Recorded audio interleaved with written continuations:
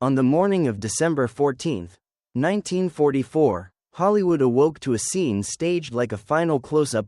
Lupe Vélez, Mexico's blazing Spitfire, star of the hit comedy series that bore her nickname, lay in her bed in blue satin pajamas. Candles and flowers carefully arranged around her. She was 4 months pregnant. By night's end she had swallowed a lethal dose of Seconal and left a note to her lover.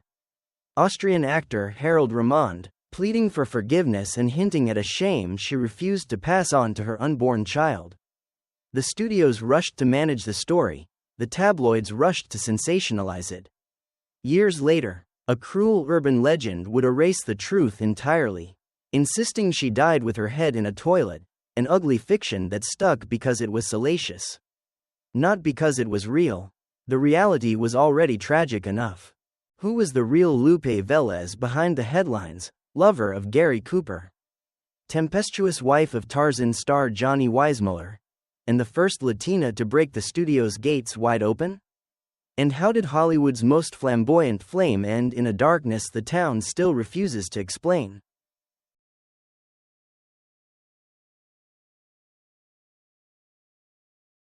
Lupe Vélez was born Maria Guadalupe Villalobos Vélez on July 18, 1908, in San Luis Potosi, Mexico. Her childhood was marked by contradictions. On the surface, a family of respectable standing, but beneath it, a home shadowed by instability and conflict.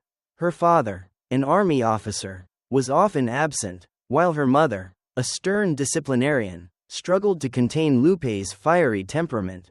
From a young age, Lupe showed the traits that would one day make her unforgettable: a quick wit, an explosive temper, and an energy that could not be confined.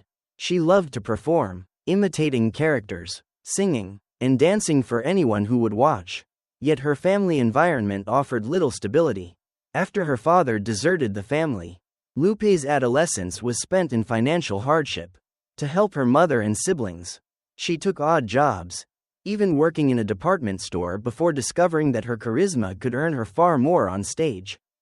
Mexico in the 1920s was still reeling from the revolution, and opportunities for women were scarce. Lupe knew she had to escape if she wanted a different life. With her striking beauty and bold personality, she quickly found work as a dancer and theater performer. Her raw talent caught the eye of those in Mexico City's entertainment circles. And before long she set her sights on Hollywood, a world that promised glamour, wealth, and a stage big enough for her fiery spirit. But Hollywood was not just a dream, it was also a trap. For a young Mexican woman in the 1920s, the film industry was both an opportunity and a battlefield, and Lupe Vélez was about to fight her way into history as one of the first Latina stars to conquer American cinema.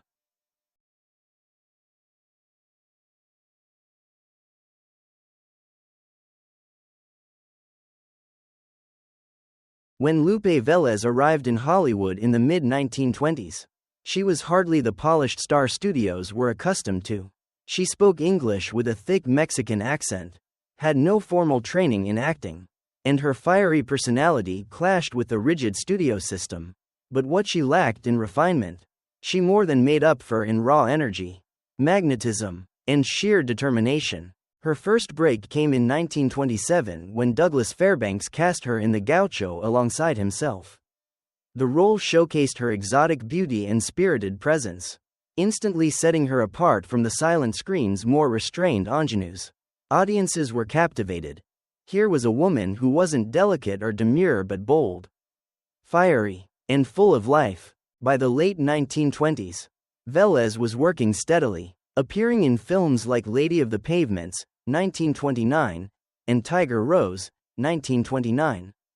Unlike many silent-era stars who struggled with the transition to talkies, Lupe thrived. Her thick accent, which others thought would be a handicap, became her signature. Hollywood marketed her as the Mexican Spitfire, a nickname that stuck for the rest of her career.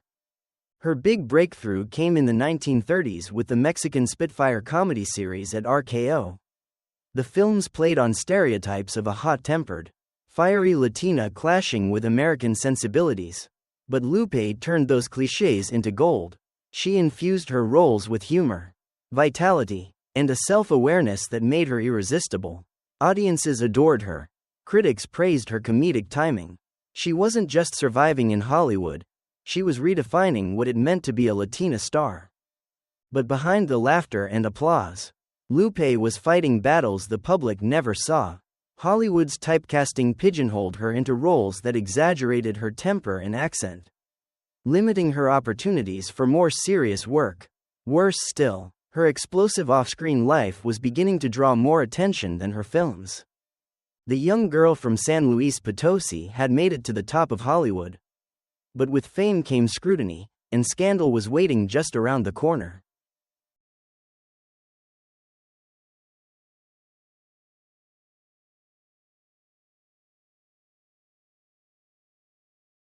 By the early 1930s, Lupe Vélez had carved out a place for herself in Hollywood unlike any actress before her. While the industry often relegated Latin performers to background roles or stereotypical portrayals, Lupe turned those very stereotypes into her weapon. She leaned into her fiery persona with such comedic brilliance that audiences couldn't look away. Her defining moment came with the Mexican Spitfire series.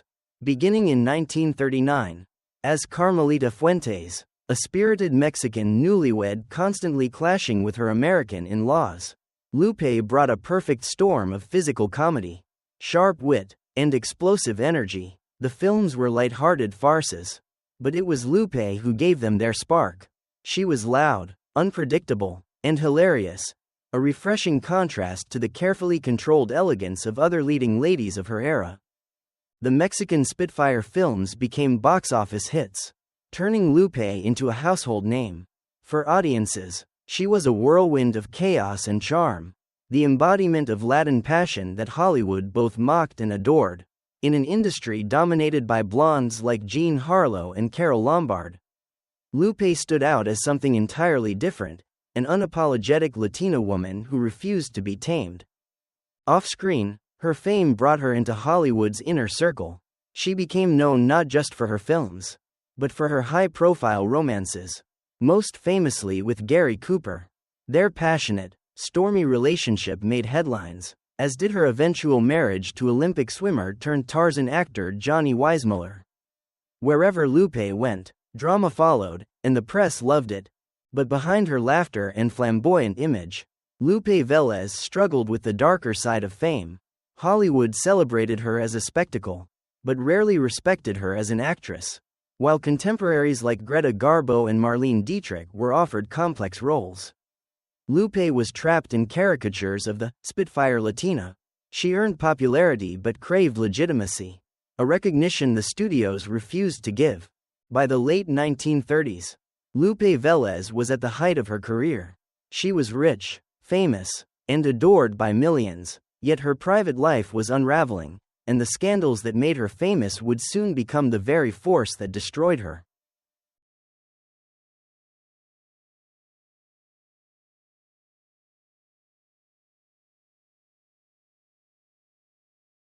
If Lupe Vélez's films made her a star, it was her love life that made her a legend. In Hollywood's golden age, few actresses were as infamous for their romances, and Lupe's fiery temperament ensured that her affairs were as dramatic off-screen as they were on-screen. Her most famous and tumultuous relationship was with Gary Cooper. The two met in the late 1920s, and their chemistry was instant, passionate, volatile, and combustible. They were the talk of Hollywood, but also its cautionary tale. Their fights were as legendary as their love, filled with shouting matches, breakups, and reconciliations. Cooper's family reportedly disapproved of the relationship, viewing Lupe as too wild and too foreign for their son. In the end, the love that had once electrified them both burned out, leaving Lupe heartbroken and more defiant than ever. In 1933, she married Olympic swimmer and actor Johnny Weissmuller, best known for playing Tarzan. The marriage was a spectacle from the start. Both had hot tempers, and their fights often became public. Neighbors reported hearing dishes smashing and shouts echoing from their home. Their marriage lasted only 5 years, ending in 1939, but the gossip it generated kept Lupe firmly in the headlines. Outside of these major relationships, Lupe was linked to numerous men. From actors to athletes, the tabloids delighted in painting her as a femme fatale who left chaos in her wake. While some of these stories were exaggerated, Lupe herself never shied away from her reputation.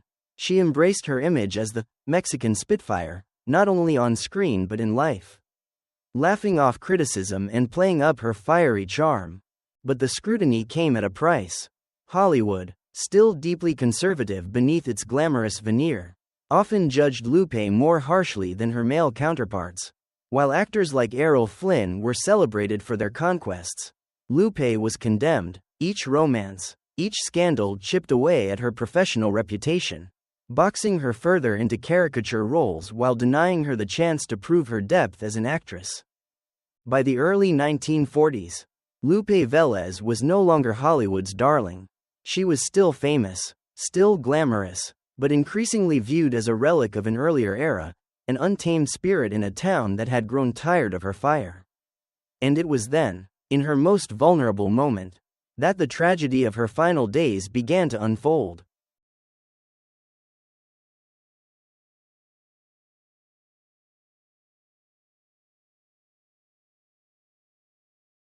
By the early 1940s, Lupe Vélez's career was waning.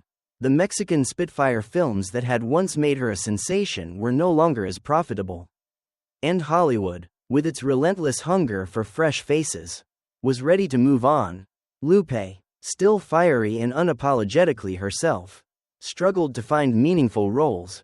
She was typecast, boxed into caricatures of the hot-tempered Latina, while her contemporaries were offered prestige projects that elevated their careers. Her personal life was unraveling as well. After her divorce from Johnny Weissmuller, Lupe entered a series of turbulent romances, but none offered the stability she longed for. By 1944, she was in a relationship with Austrian actor Harold Ramond. When she discovered she was pregnant, it became a devastating scandal. In conservative Hollywood, and particularly for a Latina actress, the prospect of having a child out of wedlock was seen as career suicide. Lupe's Catholic upbringing compounded her despair. Abortion was out of the question for her faith, but so was bringing a child into the world without a husband. She feared ridicule, ostracism, and the destruction of whatever remained of her career. Friends later recalled that she felt trapped, torn between love, faith, and an industry that had never fully accepted her. It was under this crushing weight that Lupe made her fateful decision. On December 13, 1944, she invited a few close friends to dinner, laughing and joking as though nothing were wrong. That night, she retired to her bedroom, dressed in silk pajamas, lit candles, arranged flowers, and wrote a final note to her lover. She then swallowed a lethal dose of Seconal sleeping pills. The official story was that Lupe Vélez had taken her own life to avoid the shame of bearing a child out of wedlock. But the reality was far more complex. A woman destroyed not by scandal alone, but by the crushing pressures of Hollywood, cultural prejudice, and her own inner torment. And yet, even in death, Hollywood could not leave her in peace.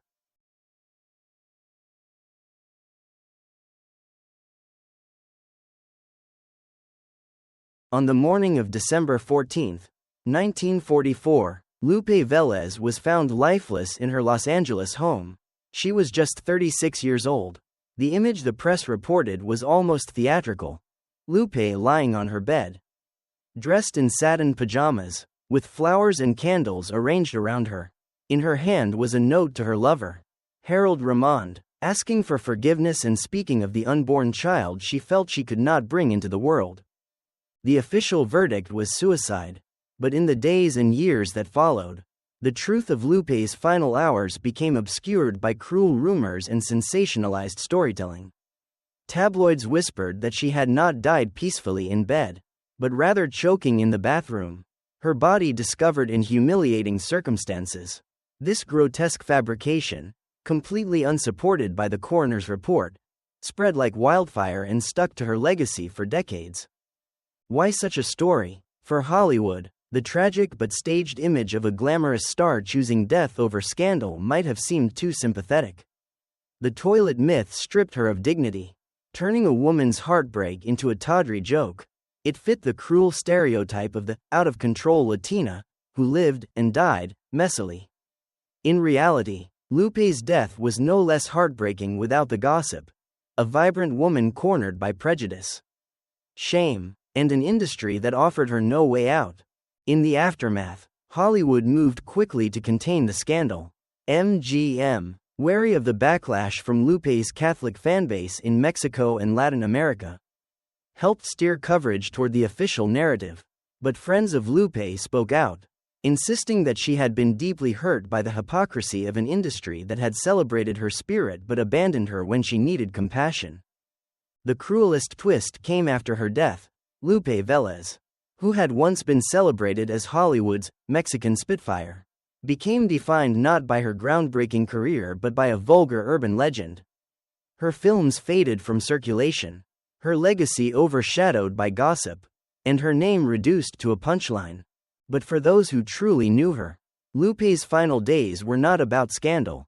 They were about a woman who lived boldly, loved fiercely, and was ultimately undone by the very system that had profited from her fire.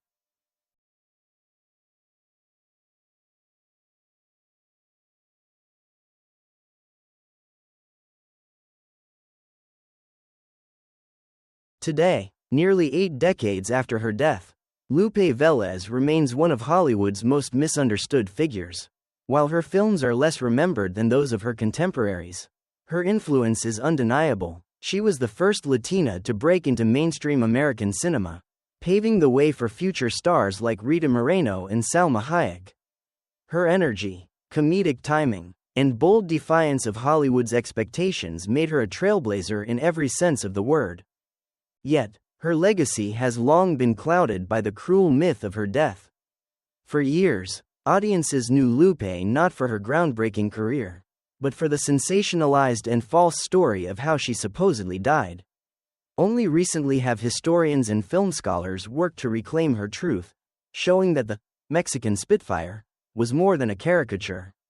She was a complex woman navigating the prejudices of her time, an artist who brought life and laughter to the screen, and a human being who suffered under the crushing weight of scandal and societal judgment.